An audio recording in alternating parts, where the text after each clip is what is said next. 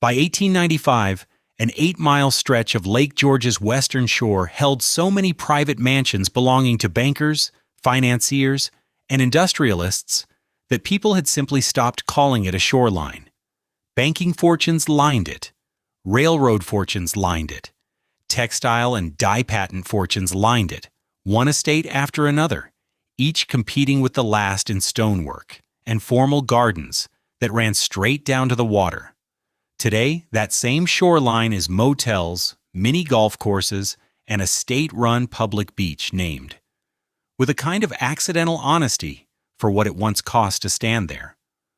What follows is the story of how a lake clear and cold enough that two empires had already fought a war over its shoreline became, for a few gilded decades, the private property of a handful of American fortunes, and how nearly every monument those fortunes built along it came apart, one estate at a time, long before the money that built them did. Chapter 1. The Lake Both Empires Wanted. The two empires were Britain and France, and the shoreline they fought over was not, on its face, worth much. Lake George runs 32 miles through the southeastern Adirondacks, carved by glaciers that retreated 10,000 years before anyone thought to draw a border across it. The water filling the basin comes almost entirely from mountain springs, filtered through granite and cold enough, even in August, to numb a hand held under the surface for more than a minute. There was no gold in it. There was no farmland worth clearing along its edges. There was no harbor deep enough for ocean-going trade. What there was a corridor, the shortest connected line of water between the Hudson River and Lake Champlain, and therefore between the British colonies to the south and French Canada to the north. In the middle of the 18th century, a corridor was worth more than gold. In 1755, a British officer named William Johnson renamed it. The lake had been called Lac du Saint-Sacrement since the 17th century, a name given by French Jesuit missionaries who found the water clear enough to seem sanctified. Johnson had no particular interest in the name's piety. He renamed it Lake George for King George II, and the renaming was less a tribute than a claim, a flag planted in language before it could be planted in stone. The clarity the Jesuits had found holy was the same clarity that would, a century and a half later, draw a different kind of pilgrim to the shore. Bankers and financiers who wanted mountain air and cold, transparent water within a day's travel of Manhattan. In 1755, none of that mattered yet. What mattered was the corridor. What mattered next was a fort. That September, Johnson ordered a fortification built at the lake's southern tip, where the water narrowed toward the portage to the Hudson. He called it Fort William Henry, and its purpose was singular: to hold the British end of the corridor against a French army that already controlled the other. It went up in log and earth, mounted with cannon, garrisoned by a few hundred men who understood correctly that they were sitting on the single most contested 18 miles of water in North America. For 2 years it held. In August of 1757, it stopped holding. The Marquis de Montcalm brought a French and Allied force of several thousand down the lake by boat, surrounded Fort William Henry, and reduced its walls with artillery for 6 days. The garrison surrendered on the 6th day under terms meant to guarantee safe passage south. What followed the surrender is still argued over in its particulars, but the fort itself suffered no ambiguity of fate. Montcalm's forces burned it to the ground. The lake's first landmark, raised to hold a corridor for an empire, lasted barely 2 years and ended as ash and a foundation line in the dirt. It would not be the last structure on that shoreline to end that way. Almost a century passed before anyone built anything permanent on the ruins. Then, in 1855, the first Fort William Henry Hotel opened within sight of the old foundation walls. Not a fort this time, but a resort, built for travelers instead of soldiers. It was the lake's first true luxury establishment, and it did not stay lonely for long. Steamboats began running the lake's full 32 miles in those same years, carrying guests from one shoreline landing to the next, past scenery that a Jesuit missionary and a British colonial officer had both, for entirely different reasons, found remarkable. The railroad reached the area soon after, and with it came something the fort's builders had never had to plan for. Wealthy New Yorkers, arriving by the trainload, looking for a lake to spend a summer on, rather than a corridor to defend. For nearly 30 years, that was as far as it went. A hotel, a fleet of steamboats, a scenic stop on a longer trip north. Then in 1882, a New York businessman and 4 men from Philadelphia looked at a small, undeveloped island near the lake's northern end and decided the shoreline was worth a great deal more than a hotel could ever charge for a room. Chapter 2. An Island for $600. John Bolton Simpson was a New York-born businessman who had spent 2 decades assembling capital in before he set his sights, in 1882, on a stretch of water he had likely never troubled to visit. He arrived at the lake's northern end that year with 4 partners from Philadelphia, E. Burgess Warren, William Bement, Robert Glendenning, and George Burnham, men whose fortunes had been built in banking, iron, and the kind of Pennsylvania capital that had underwritten half the railroads east of the Mississippi. Together, the 5 of them incorporated the Green Island Improvement Company, and together they bought the island itself. The price was $600. A figure that would not come this small again. For an island that would anchor one of the wealthiest private colonies in the northeastern United States, $600 was less than a season's wages for one of the carpenters soon hired to build on it. The 5 men did not intend the island as a private retreat. They intended it as a stage.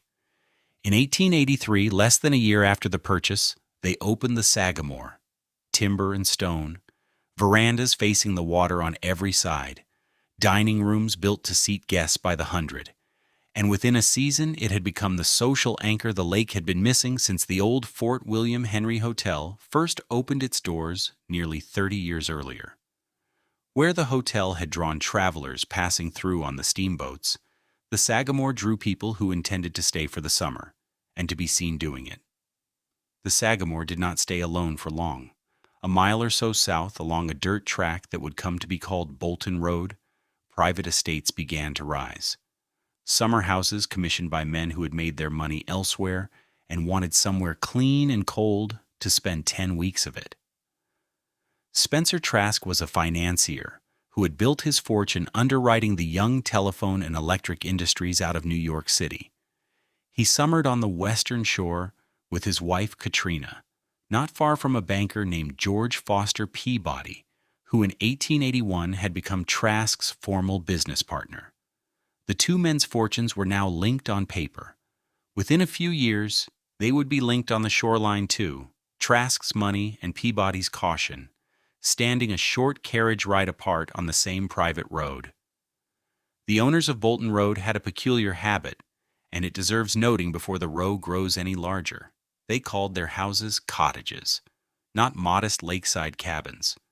Actual mansions, stone and slate and turreted, staffed by servants who lived in wings the owners referred to, without apparent irony, as the help's quarters. Simpson led the way. He named his own estate Villa Nirvana, a title that promised serenity, and delivered instead a house large enough to entertain half of Philadelphia's banking class in a single weekend. Around 1895, a Tudor revival estate called Wickiosco rose further down the shore. Half-timbered, steep-roofed, the kind of English manor a wealthy American built when he wanted the lake to resemble a different country entirely. It would outlast nearly everything built beside it. Not far off, Green Harbor went up for the Peabody family, its cost drawn from a fortune that had nothing to do with banking at all. Clouet, Peabody and Company, the Troy factories that had built an empire on the detachable shirt collar. By the early 1890s, the pattern along Bolton Road was set. Buy the land, call the house a cottage, build it like a fortress. And then, in 1890, John Bolton Simpson turned his ambitions toward the water itself. Chapter 3: $1 million for one house. In 1890, Simpson had a yacht built and christened it the Fanita. Steam-powered, low in the water, the kind of vessel meant to be watched as much as sailed. Within a season, the lake had reorganized its summer around it. Regattas ran through July and August, hosted from the Green Island lawn, and judged by whichever visiting yacht club commodore happened to be at the Sagamore that week. Simpson threw what the rest of the row came to call, with equal parts envy and affection, his inimitable chowder parties. Clam bakes for 50 or 60 guests at a sitting, waiters carrying trays down to tables set at the waterline. Formal balls filled whatever nights the regattas and the chowder parties left open.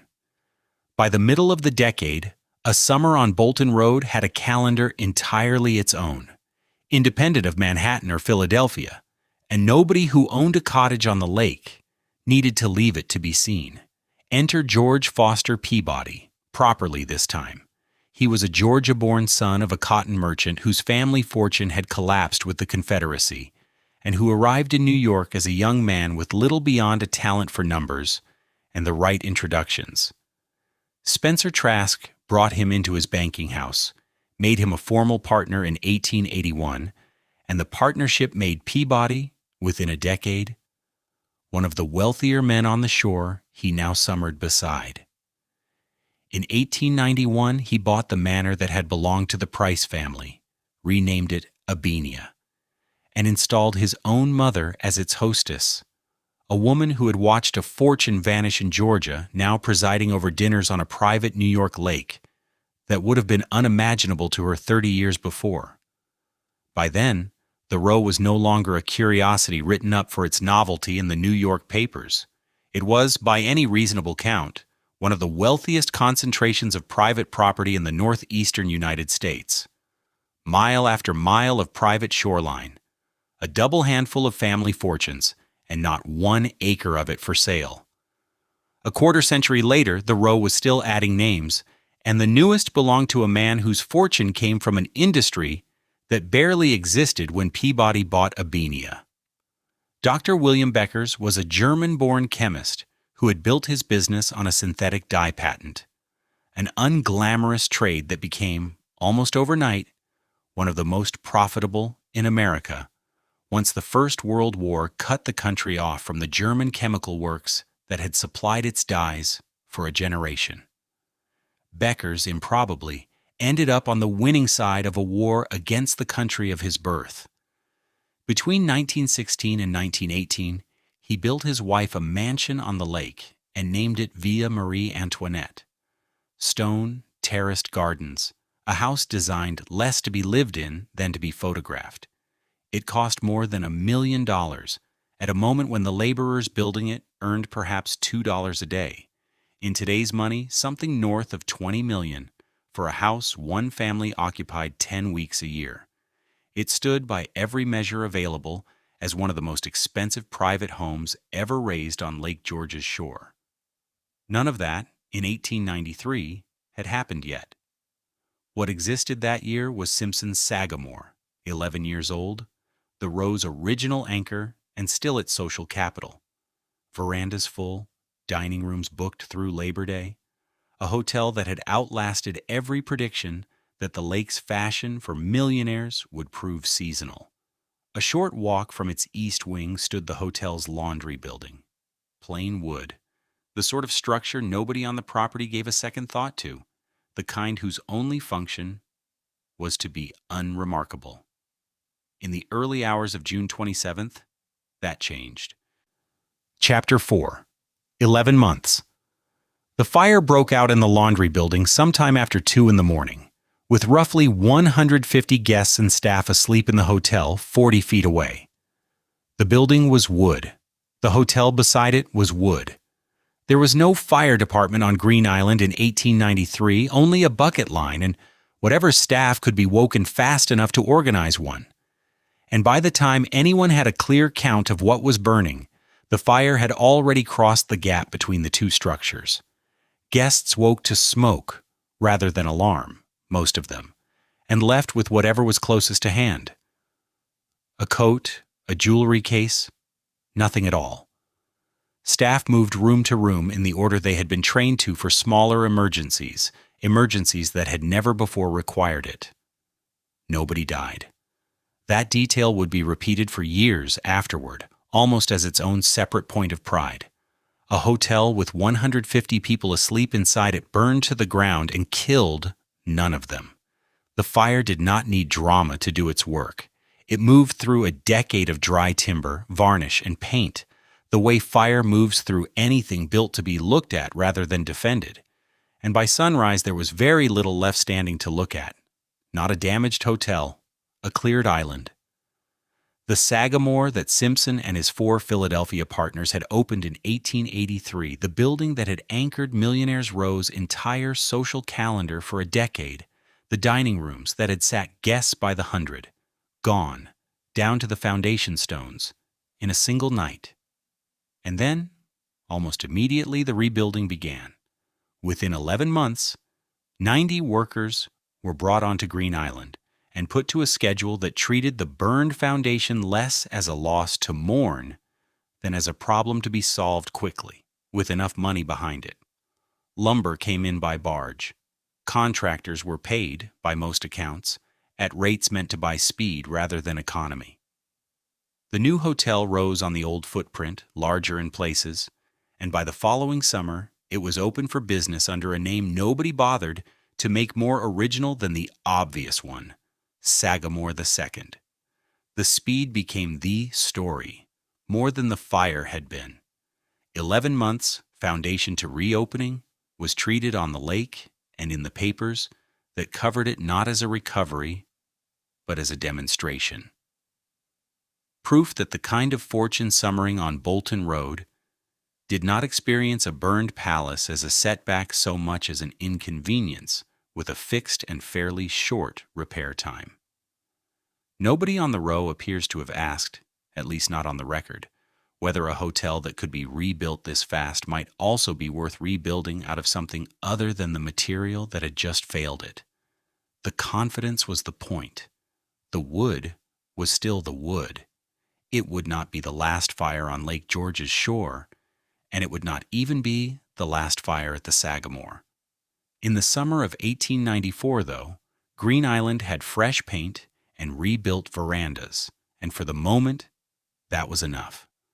The row kept growing through the years that followed, more estates, then names that had nothing to do with banking at all.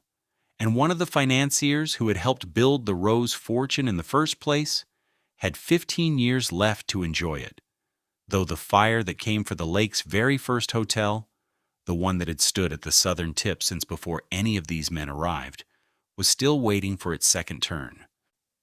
Chapter 5. One day before the season opened. The new Sagamore proved something to the rest of the row, and through the 1890s and into the following decade, the row acted on it. More names arrived on Bolton Road, and each one arrived larger than the one before. Halcyon went up first, then Sun Castle, which its owners also called Erlowest, a stone house built to look older than the lake itself. Oak Lawn and Cannon Point followed, and within a few more seasons came Hermstone and Deep Dean, 6 estates in barely 15 years, each competing with its neighbor in scale, in imported stonework, in formal gardens that ran in terraces down to the water's edge, as though the lake itself were part of the landscaping budget. Nobody built modestly on the row by 1900. Modesty had never been the assignment. The gardens told part of the story, but the stonework told more of it. Where the first cottages of the 1880s had been built largely of wood, the newer houses were granite and limestone, quarried and shipped, and set by masons, brought up from New York, for a single commission. A house on the row in 1900 was not simply larger than a house on the row in 1883. It was built to survive a fire, the way its predecessors had not, though nobody said so directly, and the Sagamore's own history made the subject one best left unspoken among neighbors. By the turn of the century, the row had stopped being only a financier's colony. It had become something closer to a summer capital, and the guest list began to include people whose fortunes were not banking fortunes at all. The painter Georgia O'Keeffe and the photographer Alfred Stieglitz summered at the lake. So did Marcella Sembrich, the opera soprano whose voice had filled the Metropolitan Opera House for 2 decades. So did Charles Evans Hughes, then a rising New York lawyer who would go on to sit on the United States Supreme Court. The men who had built the row on interest rates and railroad stock now shared its verandas with the people whose names filled concert programs and gallery catalogs. Money had bought the shoreline. Culture had moved in beside it, unasked, and stayed. And then, quietly, the decade that had built all of it began to take its founders back. Spencer Trask was killed in December of 1909 in a railroad collision. One of the men who had summered on the lake since before there was a row to summer on, the partner who had made George Foster Peabody rich enough to buy a bania and install his own mother in it. He was 61. The obituaries that ran in the New York papers listed his banking house, his philanthropies, his wife Katrina's literary salons at Yaddo. The full accounting of a life that had, among other things, helped underwrite the private shoreline to the north. 11 months earlier, on June 24, 1909, one day before the lake's season was scheduled to open, the Fort William Henry Hotel burned to the ground for the second time. It had stood at the lake's southern tip since 1855, the first hotel Lake George ever had, built near the ruins of the fort whose own burning in 1757 had given the lake its opening tragedy. By 1909, it belonged to the Delaware and Hudson Railroad, which had bought it years earlier as a feeder for its rail line north from Saratoga. The railroad had painted it, staffed it, and stocked its kitchens for the coming season. One day before the first guests were due to arrive, there was nothing left of it to check into. Something else had already happened. 3 years before any of this, 300 miles to the south, on the roof of a building whose architect had designed some of the grandest private houses in New York. Chapter 6. The Roof Garden. The building was Madison Square Garden on 26th Street in Manhattan, and on the evening of June 25, 1906, its rooftop theater was hosting the opening night performance of a musical revue called Mam'selle Champagne. The kind of light summer entertainment New York's wealthiest families treated as routine.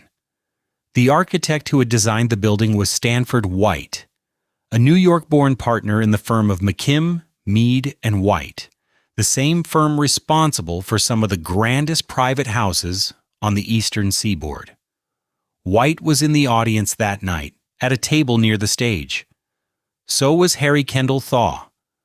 Thaw was a Pittsburgh-born heir to a coke and railroad fortune, unstable by the account of nearly everyone who had dealt with him, and married since 1905 to a 21-year-old former chorus girl and artist model named Evelyn Nesbit. Nesbit had several years earlier had an affair with White, who was then in his 40s and married. Thaw knew about it. He had spent much of the marriage asking Nesbit to describe it to him in detail, then raging at what she described. At the point in the revue's finale titled I Could Love a Million Girls, Thaw stood, crossed the room to White's table, drew a pistol, and shot him 3 times in the face at close range. White died where he sat. Thaw was arrested within minutes, still holding the weapon, and told the officers who took him into custody that White had ruined his wife's life. The theater emptied in a panic that the orchestra, by most accounts, did not immediately stop playing for. What followed was 2 trials, extensive newspaper coverage that the press of the day openly called the trial of the century, and a defense built almost entirely around Nesbit's own testimony, delivered publicly, in detail, about her relationship with White before her marriage. The first trial, in 1907, ended in a hung jury. The second, in 1908, ended in acquittal on grounds of insanity. Thaw was committed to an asylum for the criminally insane in Matawan, New York, escaped once in 1913, was recaptured, and was eventually declared sane and released in 1915. He would come back into this story once more, decades later, at an address on this very lake. Something else was happening on the lake that same decade, unrelated to Thaw and unconnected to the garden, except by a pattern that was becoming difficult to ignore. The first fire had taken the original Sagamore in 1893. The second had taken the Fort William Henry Hotel in 1909, one day before its season was scheduled to open. On June 4th, 1914, the second Sagamore burned as well. The hotel that had been rebuilt in 11 months, the one whose speed had been treated as proof against exactly this outcome. 3 major hotel fires on an 8-mile shoreline in barely 2 decades, each one a separate accident, none of them officially connected to the others, and each one landing on a lake that had started to look, to anyone keeping count, less like a run of bad luck than a habit. The row itself was still standing when the second Sagamore burned. The estates along Bolton Road were, if anything, larger than they had ever been, and the families who owned them showed no particular sign of slowing down. But 1913 had already brought something to Washington that none of the fires had: a federal income tax, with a top rate of 7% on the largest fortunes in the country, modest by any later standard, and the first crack in an arithmetic that had never before required anyone on the row to do the sum. Chapter 7. The Gatehouse. The 7% that Washington had taken from the largest fortunes in 1913 was, by itself, a nuisance the row could absorb without difficulty. What followed over the next 2 decades was not a repeal of that nuisance, but its steady multiplication. The First World War required more of everyone, the row included, and by 1918 the top marginal rate stood at 77%. It came back down through the 1920s. The way tax rates always come back down once the emergency that raised them has passed. It never came back down to what it had been in 1912. It never came back down to a country where nobody in Washington asked what a fortune was doing with itself. In 1921, the Sagamore answered that question the only way it knew how. A group of investors rebuilt the hotel a 3rd time on Green Island, the same ground where it had burned in 1893 and burned again in 1914, and among the men who financed this rebuilding was Adolph Ochs, owner and publisher of the New York Times. The new Sagamore had electric light throughout, steam heat, a dining room built to seat hundreds. It was by any measure that could be photographed as grand as either version that had preceded it. What it could not do, no matter how many times it was rebuilt, was restore the world that had financed the first one in 1883, a world in which a hotel fire was simply bad luck, not an early symptom of something the whole shoreline was catching. Then came October of 1929, and the decade that followed it, and the arithmetic the row had never before been required to perform arrived all at once. A household staff of 2 or 3 dozen, a private yacht maintained through 6 months of ice each winter it wasn't sailed, a 100-room cottage heated, insured, and taxed for 52 weeks a year and occupied for 10 of them. The math had once been straightforward. A Coke fortune, a shirt collar factory, a dye patent could absorb almost anything the lake asked of it. The math was now equally straightforward. It had simply stopped working in the row's favor. Villa Marie Antoinette survived all of it. The tax, the war, the depression. The way the newest and most expensive houses on the row tended to survive by outliving the family that built them. Dr. William Beckers had spent more than $1 million on the house between 1916 and 1918. Stone and terraced gardens, a mansion designed less to be lived in than to be photographed. By 1943, it had a new owner, Harry Kendall Thaw, the man who had shot Stanford White dead on a rooftop in 1906 and walked out of 2 trials and an asylum without ever being convicted of anything, bought the house Beckers had built for his wife. The address the story had promised to come back to decades earlier turned out to be this one. Thaw did not keep it long. He died in 1947. In 1953, the house itself was demolished. What replaced it was not another mansion, but a smaller resort, a cluster of cottages, and a gatehouse. The gatehouse alone, built from the same stone, in the same style, as the million-dollar house it had once merely announced. It is the only piece of Villa Marie Antoinette still standing. By then, the row itself had stopped being the reason anyone came to Lake George. After the war, the families who arrived at the lake's southern end came for 2 weeks at a time, not 10. And they came by car, not by private rail car and steamer. A few miles down the shore, its replacement was already being built. Chapter 8. What Remains of the Row? What replaced Millionaire's Row turned out to be Route 9. In the years after the war, the families who came to the lake's southern end no longer arrived by private rail car and stayed the season.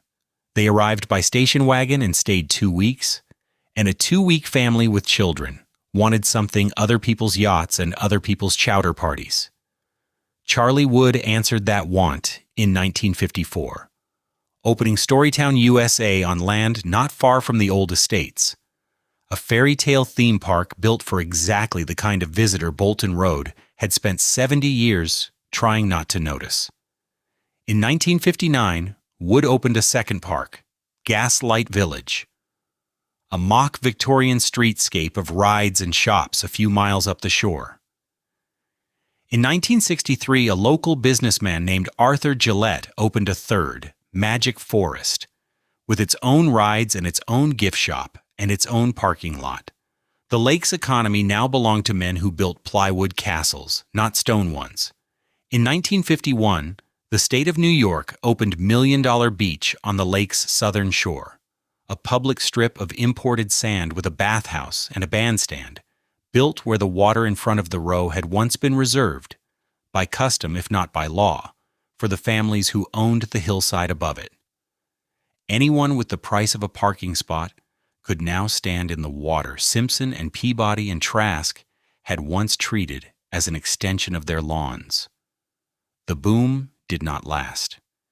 In 1963, the same year Magic Forest opened, the Adirondack Northway opened as well, a 4-lane highway that carried travelers past Lake George rather than through it, bypassing the old road where Gaslight Village and its neighbors had been built to catch every passing car.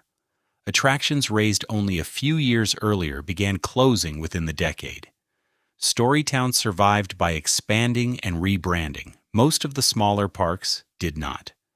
Today, tourism around Lake George generates more than $3 billion a year and supports upward of 500 businesses. But the money arrives on a schedule the old fortunes never had to answer to. Restaurants, motels, and mini golf courses fill to capacity on a July Saturday and then sit largely empty through a Tuesday in February. An entire local economy built to survive on 12 weeks and stretch the proceeds across 52. Of the original row, a handful of estates still stand. Wikiosco is one of them, its Tudor Revival timberwork intact above the water. Green Harbor, the mansion George Foster Peabody built on the fortune of the Clouet, Peabody shirt collar factories, is another. In 2023, it sold for $6.5 million to new owners who have said they intend to restore it. The Sagamore, burned in 1893, burned again in 1914, rebuilt a third time in 1921, with Adolph Ochs's money among the capital behind it, is still standing on Green Island, and it is still open, not to a private circle of 60 shareholders now, but to anyone who can pay for a room. Of Villa Marie Antoinette, the $1 million house Dr. Beckers built and Harry Kendall Thaw later bought. Only the gatehouse and a stretch of stone wall remain, standing at the edge of a lawn where the house itself used to be. The lake is still there below all of it, 32 miles of it, and in late afternoon the water along the old row turns the same flat pewter color it turned in 1883, the light moving across it the same way, regardless of who owns the dock. It is exactly as clear as it was when Simpson's men paid $600 for Green Island, cold enough in July to numb a hand within a minute, indifferent to the stone that was carried to its edge and the stone that was later carried away. The mansions came and went. The water stayed the temperature it has always been.